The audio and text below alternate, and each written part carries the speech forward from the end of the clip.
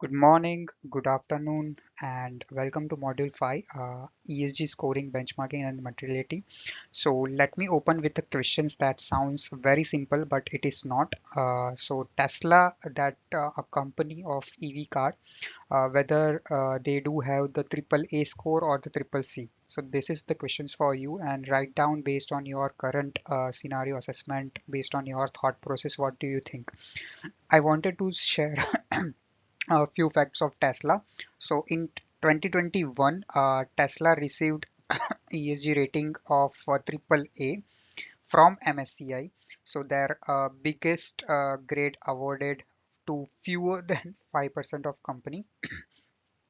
In the same year, Sustainalytics rated Tesla as a high risk company, one of the worst category in their system. So the same company, same year, but the assessment is polar difference. So this is not a research academic or related stuff. It is a pure uh, academic research by Berg, Colbel and Rigobon that published the review of finance, and they suggested that and found that the average correlations between the major ESG rating provider is just 0.53. For comparison, credit ratings from Moody's and S&P that correlate at 0.92. And why does this matter? Because investors, and lenders and procurement teams and regulators are making a capital allocations decision based on the ESG scores they assumes are measuring something real and consistent. So, and often they are not on that side as well. So module 5 is your response to that problem, and we are going to build our own ESG rating models and transparent, auditable, sector specific and methodological rigorous. So you will understand exactly why provider are divergence, and we will build the double materiality assessment that CSRD requires, which no commercial rating provider currently does for you. And by the end of today's module, you will have tools that are arguably more useful than anything you can buy from MSCI or Sustainalytics, because it's a high rated tools and advisory they are providing, because you build them for use specific context with full knowledge of methodology. So before diving, can anyone tell me why do you think two reputable providers like MSCI and Sustainalytics could disagree so dramatically on the same company? Just write down in the chat box and let me know what your response is. So the expected answer from my point of view is different metric that chosen and different weightage, different data source, different definitions of what they look like and what they wanted to show like. So if no one mention it, raise that they are measuring a different things. MSCI measures risk management, Sustainalytics measure unmanaged risk exposure. So they are not even asking the same questions. So because of that, maybe the rating scores is different. So we are going to crack this kind of stuff and we will see that how it's work, and I will also explain that how ESG scoring benchmarking can be done. So let me map out what we are building across the 4 lessons that we are going to see today. A few of the modules and the things that you have to do yourself so that you can also get a hands-on experience. The objective one, which is a decode commercial rating methodology. So we will go inside the MSCI, Sustainalytics, CDP, ISS, and Bloomberg ESG. So these are the just famous name. There are so many of other ESG rating scoring companies as well as the portal open source things as well. And you have to understanding not just what they measure, but why they make the choices and they do. So where those choices introduce the systematic bias, it will be your first objective to learn that how it's work. Objective 2 will be the build a custom scoring model. So using a SASB industry specific materiality map and GRI metric definitions, we will construct a 3-pillar ESG model with sector appropriate weights. Datasets 5 that I have been provided. You can download that dataset and then you utilize in these practical sessions. The SASB weights configurations, we are going to see that through the dataset 5. That is the backbone of this exercise. Objective 3 will be the conduct a CSRD double materiality assessment. You already done the double materiality assessment earlier. We will walk through complete 40 topics IRO universe and how its scoring both financially and impact materiality can be done, applying the CSRD union rule and producing the classifications that determines which ESRS standards apply. Dataset 3 which help you to working on that whole DMA assessment. Objective 4 will be the automate a peer benchmarking. So we are going to use Claude Code to automate the peer benchmarking. And with dataset 4 that I have been provided, we will compare 10 companies across 13 ESG metrics that calculate percentile ranking, identify gaps to top quartile, and generate a prioritized action plan for the particular company. Objective 5, we will be board ready and senior management ready outputs. So it will be materializing all this analysis into the visualizations narrative that boards, investors, and sustainability committee actually engage with. So these are the main five objective or the major five lessons that we are going to learn today. And practically, I will explain the theoretical part that how ESG scoring is also working. So let's start. So first, let's spend time on this slide first. So because understanding the landscape that saves you from being confused by it. So first is MSCI ESG rating. So MSCI is the most widely used rating institutional investment in, and their methodology focus on how well company manage ESG risk, not on the company's absolutely ESG impact on the world, but also the distinction with critical assessment as well.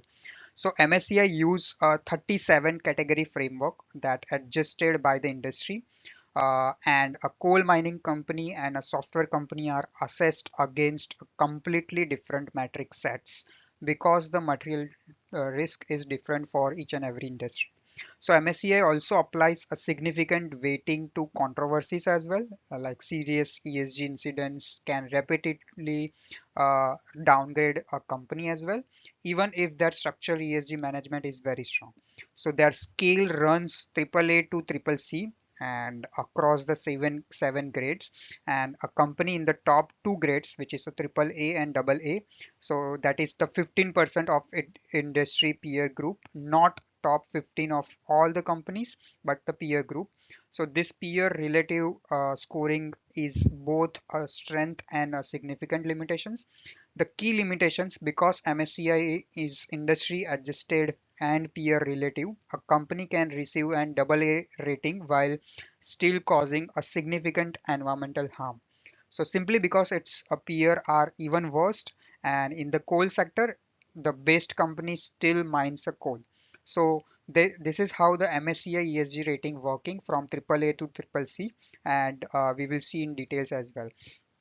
Second is the Sustainalytics. So Sustainalytics takes a conceptually different approach and they measure unmanaged risk exposure. So the portion of ESG risk that has not been adequately addressed by the company's policy or any programs and the performance. A low sustainability scores like 0 to 10 means negligible unmanaged risk, which is a good, and a high score, which is a 40 plus, means the company has a serious unmanaged ESG risk exposure.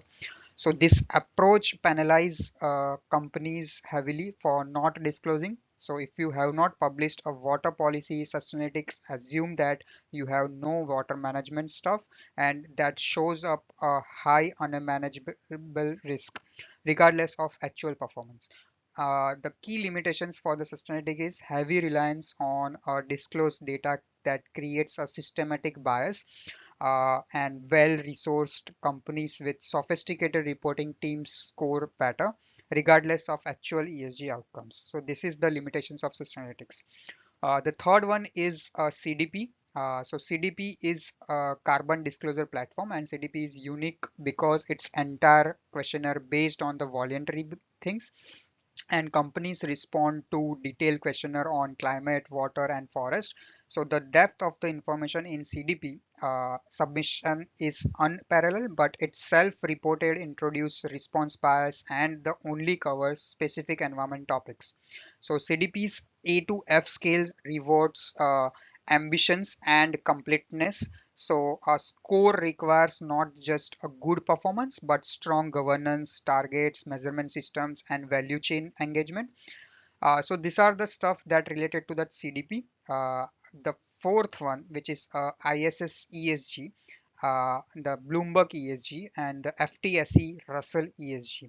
So the brief overview reference the table on the slide. You can see that ISS ESG use policy compliance as a lens. It's a strong governance assessment and is widely used by proxy advisors. The fifth one, Bloomberg ESG, that is a notable for being almost entire focus on disclosure rather than the performance. And a company can score well simplified by publishing a lot of data regardless of whether that data shows good or bad ESG performance. And the fourth one, the last one, FTSE Russell combines exposure assessment with a management quality across the 14 themes.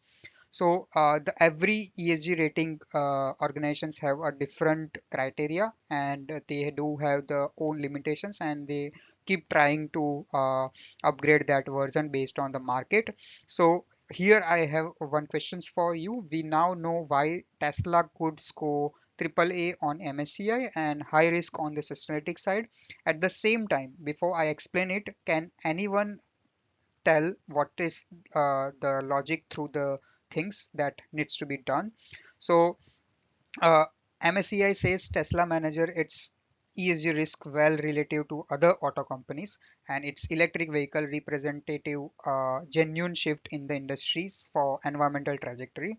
And Sustainalytics look at a Tesla specific exposures that say that labor practice, governance, controversies like Elon Musk related stuff, and unmanaged risk in their supply chain, and find significant unaddressed risk from their perspectives analysis. So neither is wrong. They are answering but different questions. So we will see in detail that how this all the ratings is working. So let's start with that. So we are going to build the first exercise through the Claude Code. We do have the data sets, the folders which contains 6 data sets that I have been provided a drive link. You can download from there. The first data set, which is a ESG provider divergence. And the second, which is a custom ESG scoring. The third one, which is related to the double materiality assessment, and that provides you the analysis for the peer benchmarking for dataset 4. The fifth one is SASB weights, and the sixth one is ESG action plan. So each Excels have a different data sets that contains a different criteria, and each criteria we will see in details when we are doing the exercise. And whatever that exercise that you have to do, you can utilize these data sets for your analysis as well. And you can put for your practice, when I will give you the deliverables, you can give to your organization's data, and you can practice on that side as well. So let's start with the prompt. The first prompt for the ESG rating landscape. So I explained the ESG ratings things.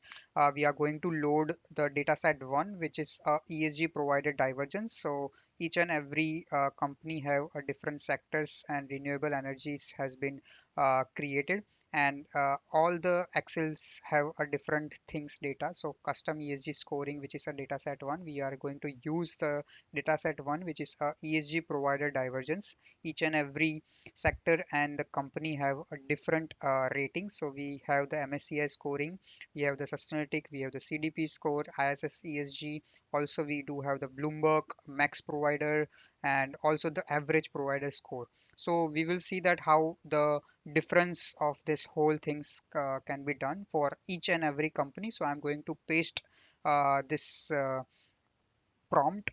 You can utilize this prompt and step-by-step guidance from the document that I have been provided. So you can also read and then paste that prompt. You can always ask whatever deliverables that you want, and accordingly you can ask the Claude based on the tokens you have available. And for each and every deliverables, it's require more tokens, and definitely it can be less. You can do the lesser token as well based on the various types of prompt and documentations and the wordings profile as well. So I'm going to enter the trust workspace. So Claude is going to compare the different things. So we have asked the max provider divergence related stuff, and which two providers shows the greatest disagreement for each company, a correlation matrix showing pairwise each and every step. So whatever the data you have from the download of their website, Claude will generate and present the result of summary in the table form in here only, and also writing the 150 word that explaining what drives ESG rating differences between the various types of data. So the Claude is going to run the Excel skills that it will locate the CSV file and perform all the four calculations that we have been asked and build the summary table and the 150 things shortly. So currently Claude has done all the read the all the stuff with Excel analysis that we do have. I am closing the Excels that I have been opened.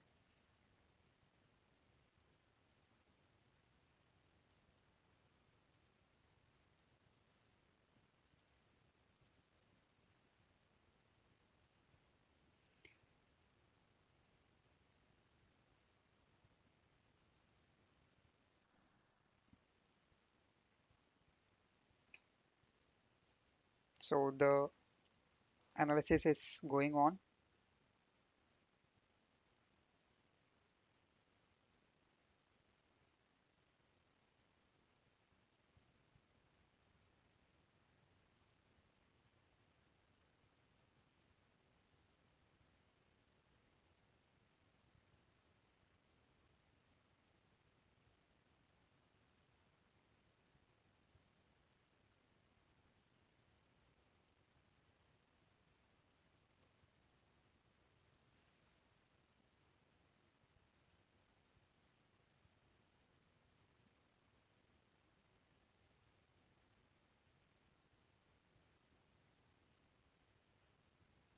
I'm going to ask Claude if you feel that it is working or not. You can ask that where is the output.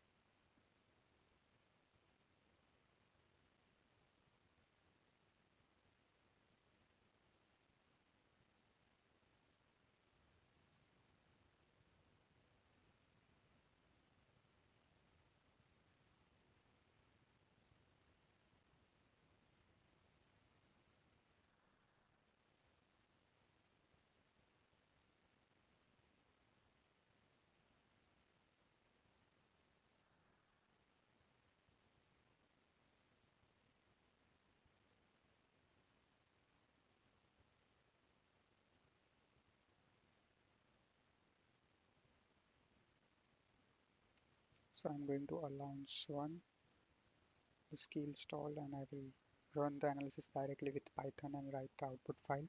Definitely you should.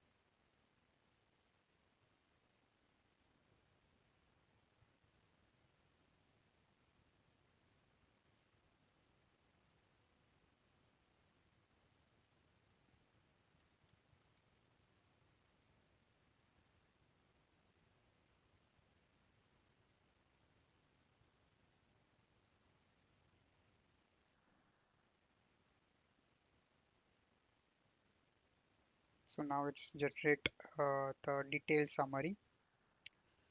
So alpha manufacturing has a different score of maximum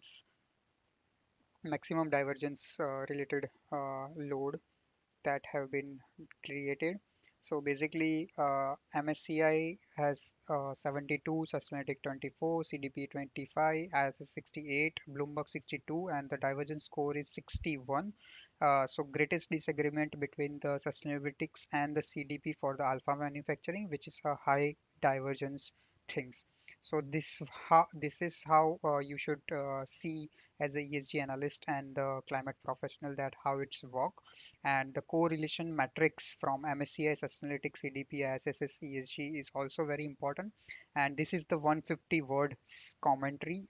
We will see. I will convert this into the chart and we will discuss this outputs really well.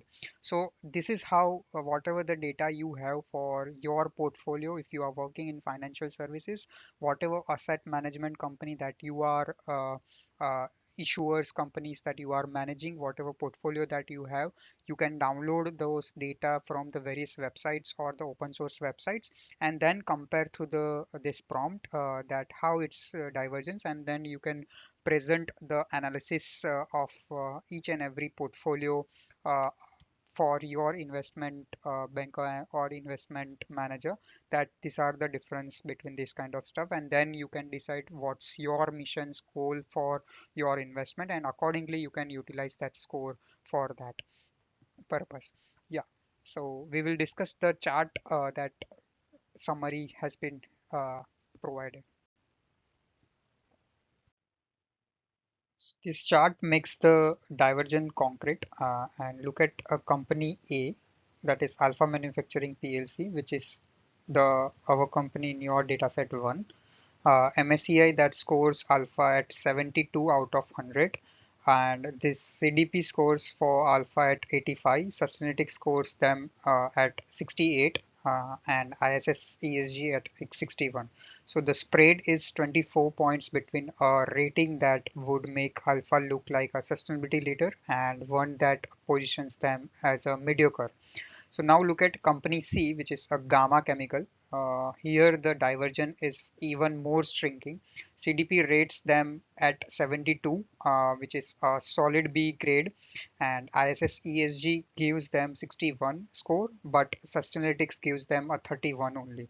So their unmanaged risk assessment suggests significant exposures, live how it's work on the various types of questions that has been asked, and that is the main stuff that you have to build on the different exercise for that. So for each company, Claude has analyzed how it's work for the divergence points and how it's flag for those kind of stuff.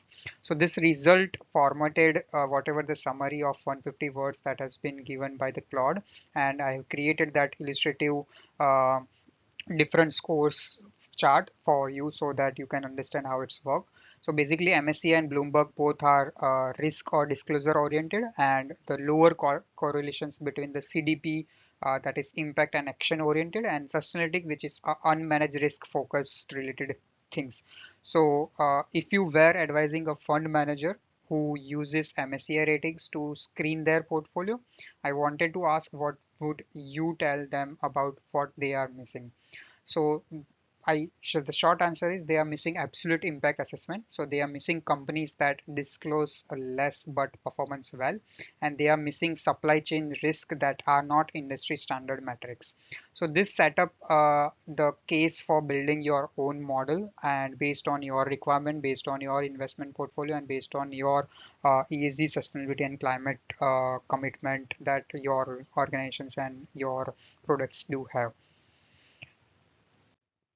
So now we are going to build the architecture that we are using with a three pillar model, which contains environment for 40% of weightage, then social, which is 35 percentage of weightage, and then the e-governance that called as a governance as well. So that contains a 25% of weightage.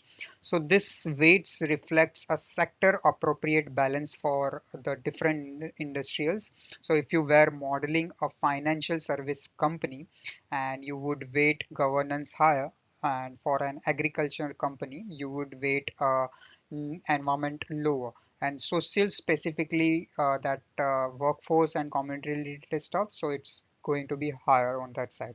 So let me explain why we have chosen this specific metrics within each pillar.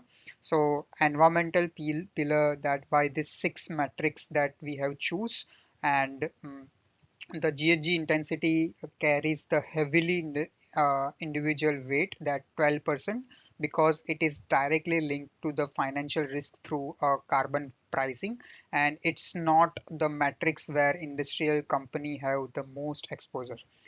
The second one is SBTi validate target, that carries 6%, binary metric related stuff, so non which is have committed or not, then validated, that acts as a credible signal for investor, those who using ESG data to assess a climate transitions alignment, whether company has a science-based target matters more than any single years of their emissions performance.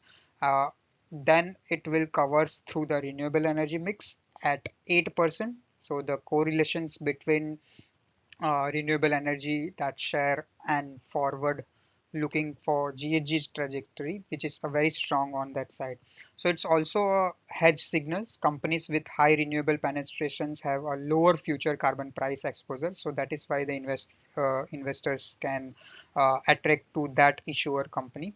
Then social pillar, the second one. So the hidden risk is the most underrated metric in this pillar is supply chain HR audit coverage. So for industrial manufacturer, the reputational, legal, and the procurement risk from the supply chain labor, that violation dwarf most environmental risk in financial materiality terms. In the UK, the UK Modern Slavery Act, in EU, that CSRD, ESRS S2, and increasingly stringent procurement requirements from the major customers that are making this metrics more financial material year by year. So that is why the social pillar is very important. In the social pillar, lost time injury rate at 7% reflects that directly financial materiality because of the insurance cost, regulatory fines, productivity loss, and the procurement and recruitment related difficulties in high LTR companies. So those are the stuff related to that social pillar. The third one is a governance. So in governance pillar, we are going to structure the quality governance metrics that are leading indicators. Those companies with strong governance structures tend to manage all other ESG risk better over the time period, and board independence and the board diversity. So together we are going to capture the structural quality of the oversight, which have the metrics of anti-corruption coverage at 6% reflects the direct financial exposure from bribery and corruption incidents, which is also impact on the credits on the company. So we will cover those kind of related stuff. And also there are different metrics which is less comparatively the other metrics percentage. So I wanted to pose here, and let's say you are building this model for a consumer packaged good company and rather than industrial business. So which 3 metrics would you weight differently, and in which directions that you are going to do? So think about that, and how the SASB related assessment that you are going to do for that. So just wanted to guide on that side, that for these questions for food safety, which is S4, would rise significantly because of the involvement of packaged goods, and that is very much important. Then supply chain labor, which is S2 and S07 in agriculture supply chain. These are the code through the ISSB as well as the ESRD, CSRD. The water use, which is E10 in water intensive manufacturing, is also very important because of the packaged good. Then under the environment pillar, GHG intensity would still matter, but renewable energy is less differentiated in the CPG because of the consumer packed goods industry. So no single right answer, and the goal is making the weighting choice explicit and defensible as well. So these are the things that we are going to build our own ESG scoring model. You can utilize the prompt and step-by-step guidance that I have been provided, and you can utilize that data set that you have been downloaded. So let's start that exercise. Before we move into the Claude Code, the left side of this slide, I wanted to explain the custom ESG scoring, which is a rubric design and weighting methodology that is important for you as a technical knowledge as well. So the left side of this slide shows the scoring rubrics. So the translations from raw data to the 0 to 100 score. It is also called as a normalization. So this is where the methodology decision have the most impact, and where the most commercial rating provider are least transparent on that side. So look at the GHG intensity. The company A with 500 tons of CO2 equivalent per million pounds of revenue, that scores around 20 out of 100, and company at 50 tons of CO2 equivalent per pound million scores around 70. So a company at 20 tons of CO2 equivalent per million pounds scores close to 100. So this threshold were calibrated against the actual sector benchmark. So what does the top quarter look like? And the critical design choice is linearity versus non-linearity. So here you can see the things that how it's work for the various types of metrics that define the scoring rubric, and based on that you can decide rubric uses a step functions, because we believe the difference between the 20 and the 50 tons of CO2 equivalent per million of turnover, and it is not the same significant as the difference between the 500 and the 530. So near the top of the performance range, that small improvements it's required, and it's hard to achieve and highly significant on that side. Also at the bottom of the range, even large absolute improvements that leaves the company far from the best practice, and we are going to build that scoring model for using the dataset 2, which is a custom ESG scoring CSV file. Yes, dataset 5, which is a SASB weightage configurations, and also we are going to verify the extent scoring things first steps, and then it verify the overall calculations that how it's work, and rank all the 10 companies that have been a total score of ESG things. So we will see that how it's various companies that we do have the data set its work, and the sensitivity analysis that reveals the methodology choices substantially, and how its sensitivity analysis can be done for the companies for the biggest ESG profiles or the lower ESG scores as well. So apply to sector specific weightage related stuff we are going to utilize and normalize in the pillar in the same Claude exercise of the building the ESG score only. So let's start. So we are going to use this prompt for the building the scoring models methodology. The step one, we are going to verify the extent scoring, and the step three will be the integrated SASB weight as well. And also we are going to ask for each company for the total score related stuff and how it's work for that side. So ultimately you can read that prompt in detail, and you should also add from your perspective that what the outputs that look like and how it's work. So let's see, Claude is going to be generate and utilize the data set that we have given. So earlier the outputs are here, which is ESG provide diversion analysis. Here you can just drag and drop, or you can also ask Claude to make sure that your outputs save in the output file. So earlier the analysis has been provided in the Excel file as well, and also in the summary file as well. So you can utilize all the Excel analysis that I have been analyzed for based on the prompt.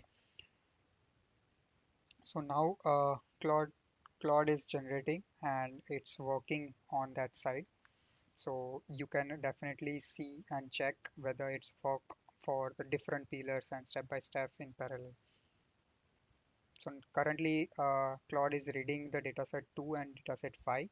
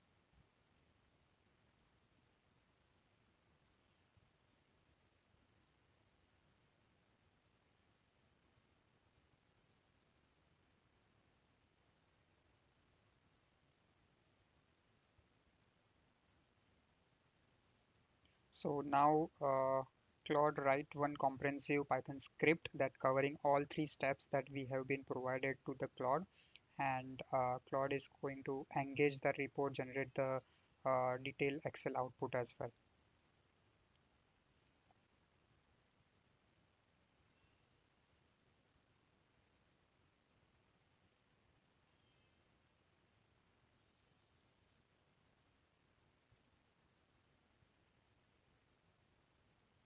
So currently Claude is creating the output.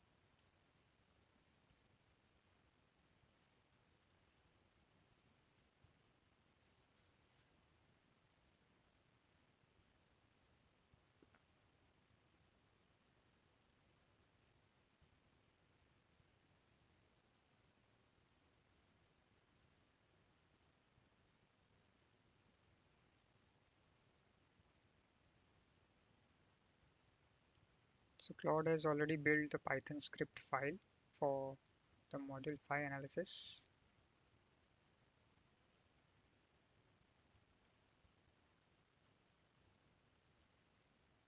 And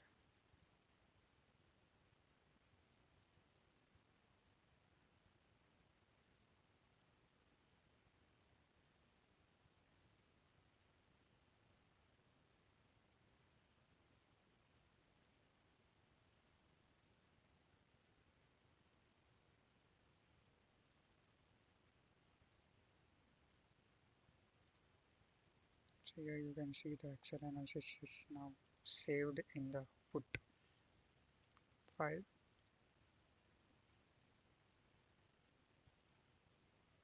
So the output file is ready and the summary file is also ready. Step 2, which is a sensitivity analysis with a score scheme A, scheme B, and scheme C, which is analysis. So the spreadsheet between the consecutive companies are very large enough that no pillar rewriting or reverse any positions. SASB weightage analysis and the engage report in the Excel that have been provided. So we are going to discuss that detail through the chart only. We will open the Excel analysis that how it's look like. The data sets that we have utilized 2 and 5 and the Excel report that have been generated for the scoring and ranking. You can utilize through in this presentation as well, sensitivity analysis as well, the SASB weights comparison and alpha manufacturing recalculation as well based on the SASB code uh, and the engagement report as well. So ESG engagement report that gives the action plan and priority for the status related stuff, and the section B, which is Amber company. So Gamma and Ito paper have the different current score, and the section C, which is a green company, where the Ita Pharma, Delta, Epsilon, Alpha Manufacturing, Theta Retail company, and those are very maintain leadership and report best practice. And here the recommended action for the red company, which is a kappa, zeta, and beta. So this is the material, energy, and material related company, and that is why the top quantile benchmark has been done on that side. So here's how you can create a detailed report analysis, and we will discuss the output of the charts as well, that how it's look like.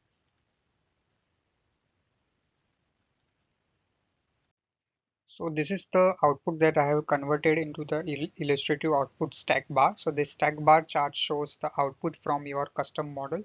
Each company has three colored bars. So E in blue, S in rose, and G in purple. So stack to show total score. Read this chart diagonally, and Kappa Mining C010 has a very low E score, but their S and G are also below sector average. So this is the company with structured ESG challenges across all the pillars, and not just an environmental problem. So it has the social and governance problem as well. So that's a different investment or engagement thesis than a company with strong governance but poor environment performance.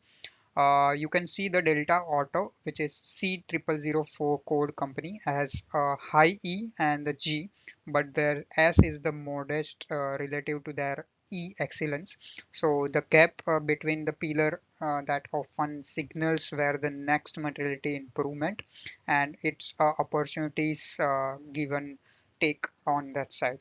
So you can also notice that minimum threshold line at 60, which is not exactly see here, but it's around the 60. So this is the scoring conventions we have set for the companies below 60 representation.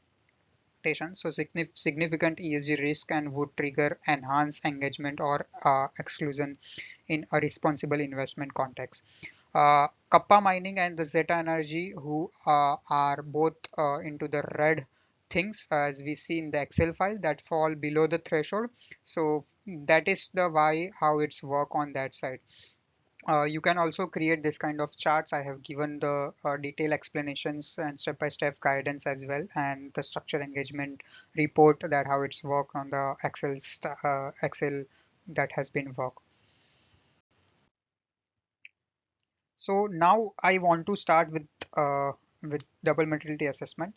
You already have done, and that is why I will let you know that you have to do this double materiality based on the CSRD requirement. Before I start and explaining the framework, a large pharmaceutical company questions that I wanted to ask. So for pharmaceutical company manufacturing drugs that are unaffordable to patients in low income countries. So from a traditional financial materiality perspective, is this a material issue for the ESG for the company, or how it's work? Please respond in the chat box, and my expected short answer that some will say it does not affect financially performance directly because of the some of that reason, and some will say yes, reputational risk, pricing related stuff, access to medicine company, on those kind of stuff. So I wanted to guide you towards the traditional financial analysis that might say no, but impact materiality would say yes, definitely, because the company's pricing practice have the material negative impact on the people's health and access to the medicines as well. So this is exactly the distinctions that CSRD tries to capture with double materiality, and the two dimension, which is a financial materiality, also called outside in. I already explained in detail, and also the carbon pricing increase cost, and that covers the financial material trader stuff. So this is how it's work for the financial and the impact material related stuff. So the CSRD union approach, that means a topic is material if it meets either threshold. You cannot avoid disclosing on that topic by arguing that its financial impact on your is small. If your impact on the world is significant, then you have to follow the detailed analysis of that. For that, the five-step process, look at the bottom of the slides to understand the technically. So the five-step process maps your dataset 3, and you are going to do that exercise by yourself. And first, which is define the universe, which is a 40 IRO impact, risk and opportunities topics that covers the dataset 3, and data 3 has a worked example as well. So second, which cover the stakeholder input, so survey investors based on the regulators, employees, customers, suppliers, NGOs, whatever that stakeholders groups do you have, including the your internal group as well. That dataset 3 includes simulated stakeholder scores as well after the survey or the whatever the stakeholder engagement that we have done. Third one is score both dimension 1 to 5 scale for each topic on each dimension. Fourth, which is apply union rule, that material if either financial or the impact. So it going to be effect on the greater than or equal to 3.0, then threshold limit will be there. The fifth one, prioritize and disclosure. So full ESRS disclosure for all the material topics that you can do, and you can do the full double material assessment based on the prompt that have been provided. So you will see the graph that we will discuss, and basically it's double materiality assessment, that how it's work on that side. So I wanted to now stop the video here, and then you can go to the Claude Code and do the your exercise, and then we will discuss the graph in detail as well. So this is the standard output format for a CSRD double materiality assessment. The materiality metrics that have done analysis for you, and read it very carefully. This definitely the output visualizations that I have been created. You can definitely Claude might generate a different color and different types of materiality metrics for you. So don't bother about that. Here you can read it carefully. How to read it, I will just explain that. So the x-axis has a financial materiality, and the y-axis has impact materiality. So the dashed red lines mark the threshold at 3.0, and on the both axes, so our materiality boundary, the colored quadrants tell the story that bottom left gray, bottom left gray, um, on both dimension, that monitored but not material for your organizations or whatever the products that you do have. So in dataset, three topics like geopolitical risk and responsible AI fall here for industrial. In the bottom right, which is umber color, yellow or umber color, which has a high financial materiality and lower impact materiality fine that covers the financial materiality. So carbon pricing, which is E6 transition risk of ESRS standards, often falls here. So it affects the company's finance significantly, but the company's individual contributions to the climate change is not uniquely large.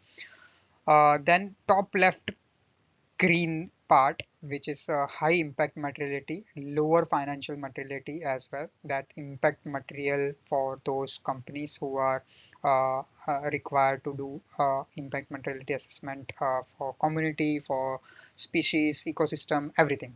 So here the species and ecosystem impact may sit here, for example, and it can be the biodiversity related stuff or social related stuff or community, coastal community related stuff.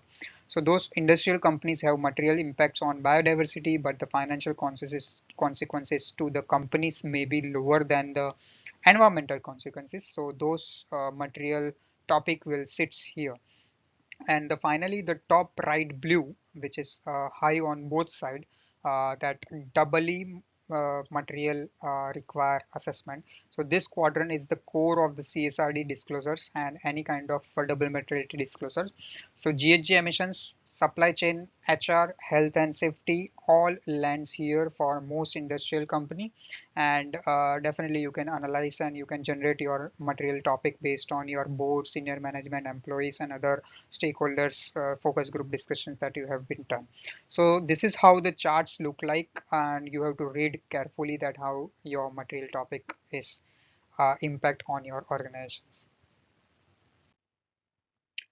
So now we are going to see that automated peer benchmarking analysis, and we will see the detailed stuff that how peer benchmarking analysis can be done. And it is very important because if you are into financial service or any kind of industries or manufacturing or retail company, you have to see that how your peers or your competitors working on the analysis of the ESG, climate, and the sustainability actions.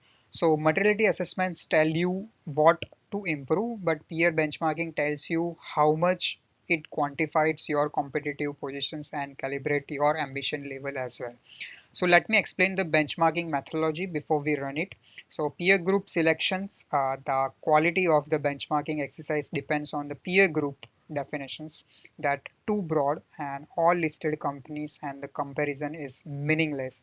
A software company and steel manufacturing are not comparable on GHG intensity. So you have to make sure that you are into the sector specific peer benchmarking for your organization if you are doing, and if you are definitely in financial services or asset group of management, then you have to narrow down accordingly based on the portfolio. So to narrow exact product competitor only, and your sample is too small for statistically significance, and the best practice is define the peer by sectors based on the SASB or the GICS classifications. You can also divide it through the revenue band within 3 times your revenue, also the primarily geographical classifications and the business model similarity as well. So the dataset 4 that contains 10 companies that represent a credible industrial peer group metrics that can be utilized for this particular automated peer benchmarking analysis. The metric standardizations before the comparing is every metric needs consistent definitions. So we are going to tell that same unit tons of CO2 equivalent data set should be there per million pounds of revenue, not per employee, per ton of productions or per site. Same scope for the scope 1 plus 2 market based, not location based, not just scope 1.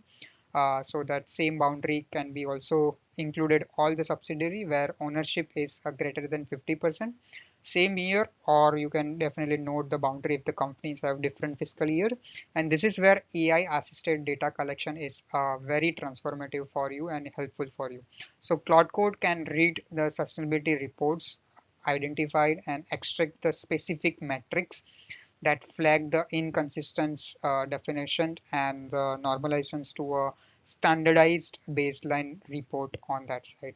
So we are going to see that live exercise, and we are going to do the benchmarking analysis on that side. So let's start with that.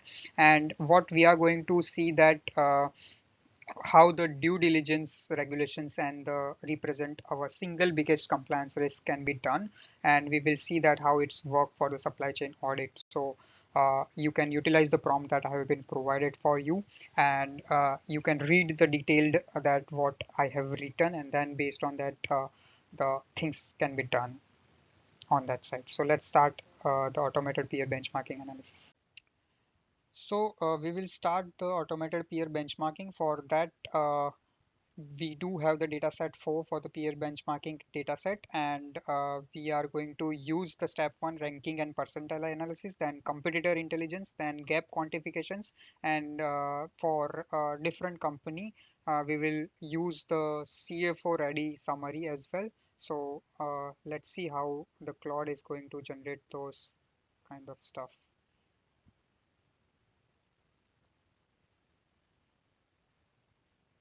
So dataset 4, which is peer benchmarking CSV file. So that contains the data of various companies across the different E, S, and G related sectors for the raw data that we have captured from the open source websites, and you can use the detailed analysis for that things as well.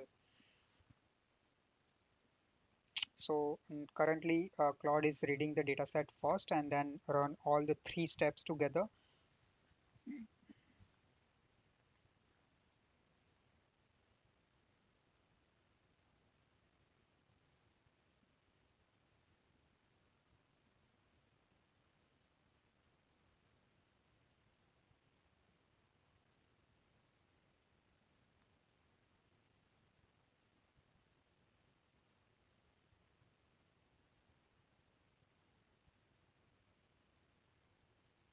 Currently it's reading the CSV file. So Claude has the data now, and it will write the script for the three-step analysis and build the Excel output that I have been asked for that.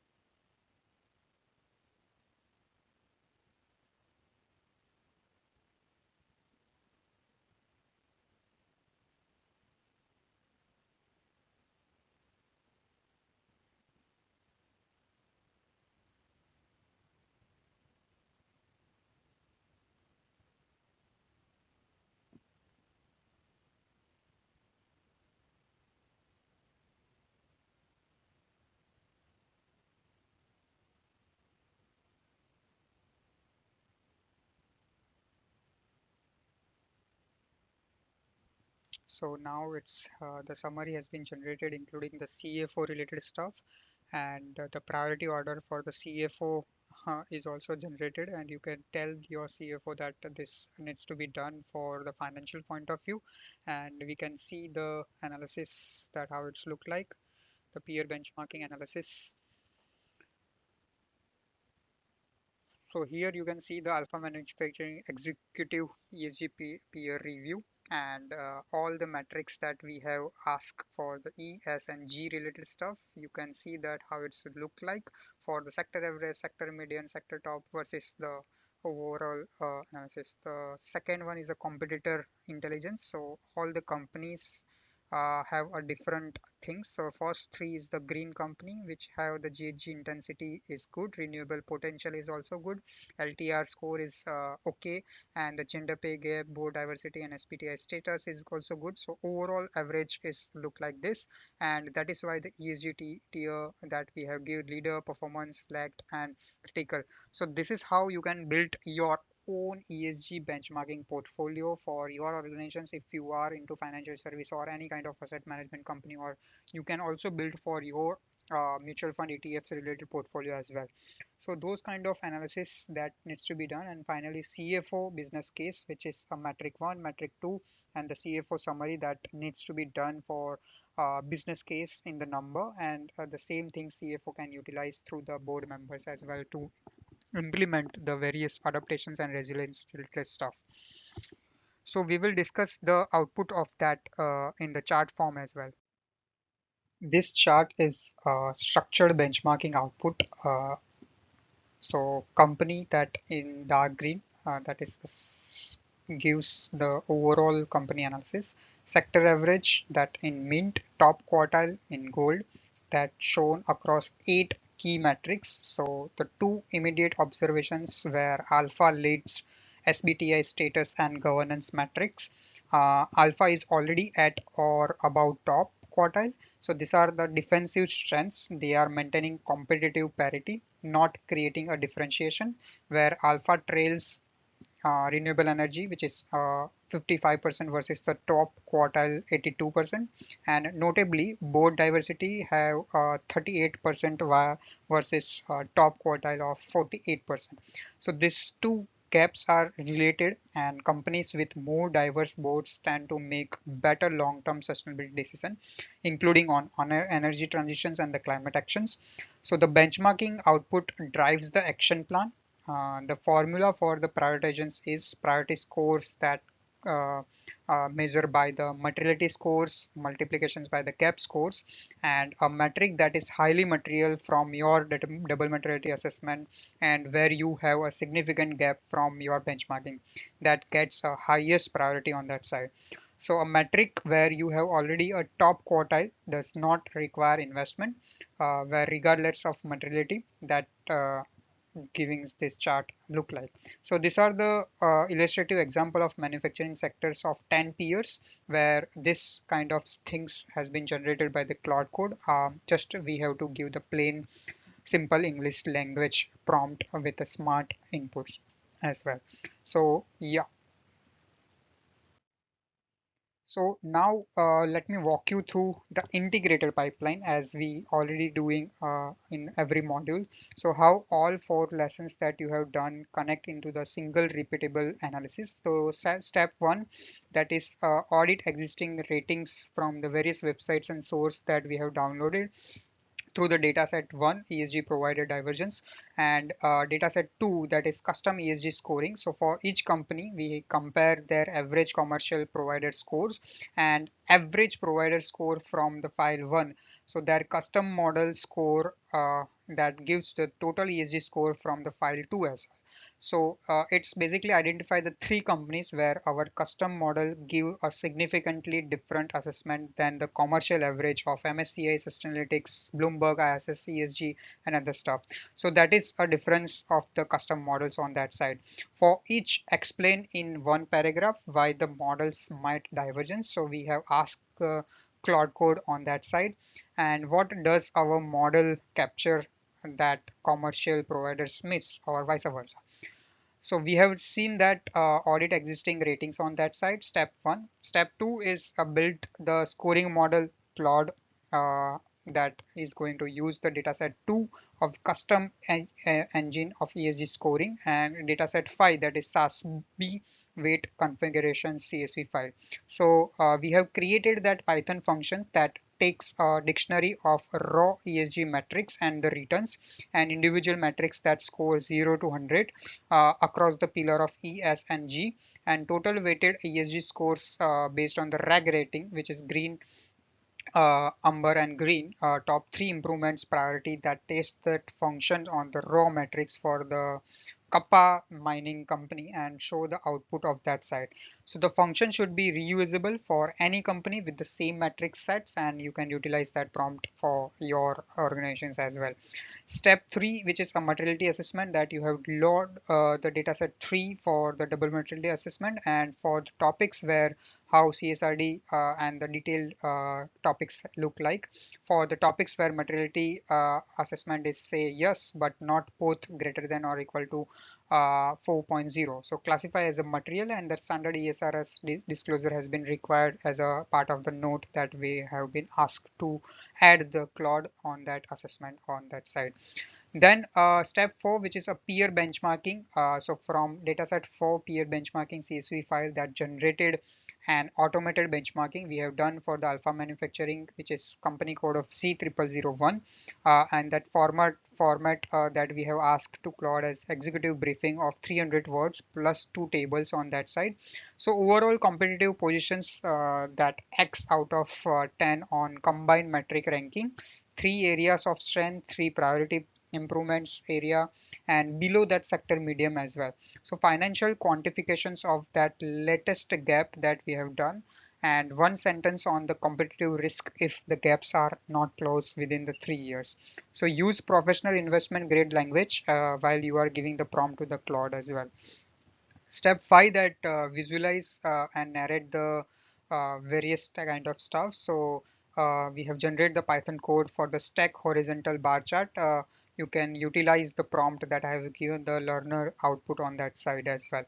So these are the stuff that we have seen, and lastly we have seen the step 6 of action plan. So basically manufacturing that verify the overall action plan that gives the output in the Excel, and how the CFO commitment is look like, and who is the responsible organizations to take actions, and how do you ensure that ESG commitments translate to the operational accountability as well. So these are the things that we have learned in module 5 and board level tracking through the sustainability committee that we have generated through the action plan only. So these are the 6 number that every ESG analyst needs to know while if you are doing this ESG related benchmarking exercise. And based on this exercise of module 5, we are able to explain to the skeptical board members that how it's works. So first I wanted to explain 0.53 KPI. So the average pairwise correlations between the major ESG rating providers when a board member says our MSCI ratings tells us we are doing well on ESG. So this number is your response, and it tells them that depending on which provider you ask, the answer could be vary for different kind of stuff. Second KPI, which is 600 plus, the number of SASB metrics across the 77 industry standard. This is why generic ESG models fail, and no single model can capture a sector specific materiality assessment. So SASB spent years consulting each industry to identify which ESG issues are financially material for that specific business model. The third one is 40 to 60, the typical number of IRO topics in a full CSRD double materiality assessment. This is why the double materiality exercise in dataset 3 matters most. So it's not a 5 minutes job. A credible double materiality assessment requires a structured stakeholder engagement, documented scoring, and a board sign off on that side. The 3.0, so our materiality thresholds on 1 to 5 scale. So this is a judgment call that EFRAG has left to companies to set and justified. Some companies use 3.0, other companies use 3.5. The choices should be documented and the consistent year over year. The fourth one, the fifth one, the 7,000 plus companies with SBTI commitment as of 2024. So this number doubled in 3 years. And for benchmarking purpose, SBTI commitment is rapidly becoming a table stakes in many sectors. So not a differentiator, but it's a absence in become a disqualifier as well.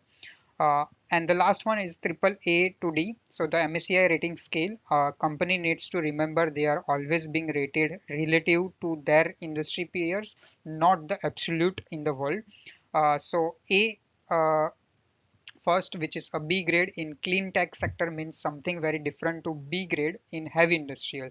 So that is why you have to understand the key benchmarking related differentiator and limitations and the advantage of the different organizations that you are using on that side. So this table, I want to walk you through the ESG rating provider methodology crosswalk. So this table summarizes the key methodological difference between the providers that I capture and I have analyzed. And for you, I have analyzed the things that you should know whenever you are using any kind of methodology that available in the market. So this differentiate between the providers and your custom model. So use it as a reference when explaining to stakeholders why you in-house model produce and why you are not using the MSCI Sustainalytics or Bloomberg and different kind of stuff. So the most practical important row is the cost, which contains the overall differentiates.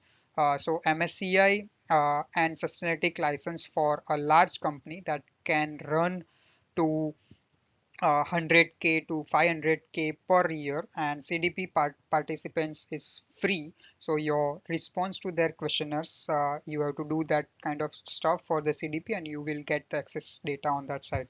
So your custom model once built runs an open data and the Claude code effectively with zero marginal cost per run, and it can be written weekly as a new data becomes available on that side. So the update frequency raw, you can see the update frequency raw here, which matters for portfolio managers. Annual commercial rating means a company could dramatically change its ESG performance mid-year and not have that reflected until the following year's rating cycle. So a custom model running on quarterly reported data that can reflect the changes within weeks. The table shows custom models has a full auditable transparency related stuff, and that is why very important that how to understand a particularly motivated by this.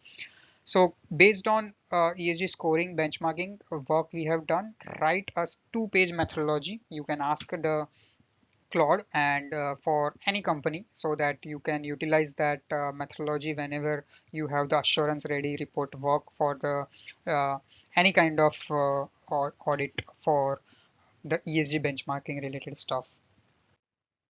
So now we are ending the module 5 and I wanted to walk you through the 6 deliverable for module 5 assessment. So let me precise about what production quality means for each. So deliverable 1, which is provider critic. So take one company from dataset 1, your choice, score them under your custom model using dataset 2 as a template and document how MSCI, Sustainalytics and CDP would likely assess and explain 300 words why the three assessment divergence is look like. So similar kind of exercise that we have done, but you should do by yourself. Similarly, there are other uh, deliverables that I have mentioned here. You will have to submit on that side, and after that whole deliverables, you can gain the skills of ESG peer benchmarking related stuff. So you now have the methodology that is a seriously and not a theoretical, which is a more rigorous than many things companies are paying external consultants significant fees to produce that. So the difference between what you have built and what a consultant deliver is client context, senior relationships, and polished presentations as well. So the technical methodology is not their secret. Now you have it that secret on that side. So module 6, we are going to take the materiality and scoring output from today and applies them to science-based target setting and net zero transition planning, which is a very important. Ultimately, whatever that we are doing a job to reduce the emissions, it is there the we are committed towards the climate actions, and overall implementations on the ground should be done. So where the strategic and the financial stakes get even higher on that side. So we will see in that module 6. And the last but not least, I wanted to share this extension activities for the advanced students who are very much interested to do those kind of detailed work by yourself. So the 4 exercises that I have designed for you, that first you can start controversy screening integrations, because it's very important to gather the news and provide the assessment report, and that's side. Second, time series analysis. Every climate risk analysis have to do this time series analysis for every portfolio and every organizations or any company for that. And those kind of time series analysis can be done. So if company has published any kind of ESG data, you can utilize that and you can do that time series analysis. Similarly, portfolio analysis, you can ask ESG scoring, benchmarking, and the stuff for that portfolio level analysis. And the fourth one is real company applications, that take publicly listed company, and then you can use the MSCI and Sustainalytics related scores and write the comparisons, news articles and other stuff that have been published, and you can do your independent research and scores based on that side. So thank you very much, and see you in the module 6. And use the Claude Code very well, and you will save your time, and you can increase your productivity, and you make sure that your efficiency is more and more increased day by day as well. So thank you very much. See you soon. Cheers.